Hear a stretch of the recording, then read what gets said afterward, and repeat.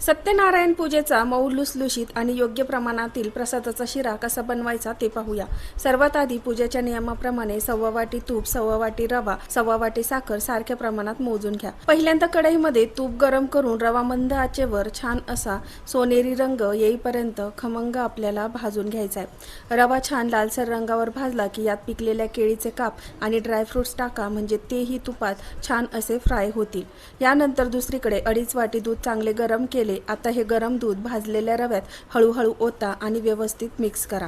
दुधात रवा छान शिजला, मस्त असा फुगला गेला की त्यात 1.25 वाटी साखर घाला। नंतर यात काही केसरच्या काड्या घालून व्यवस्थित याला मिक्स करून घ्यायचं। शेवटी यामध्ये फ्लेवरसाठी वेलची पूड घालायची, व्यवस्थित ही मिक्स करून घ्यायची। नंतर यामध्ये तुळशीपत्र घालायचं।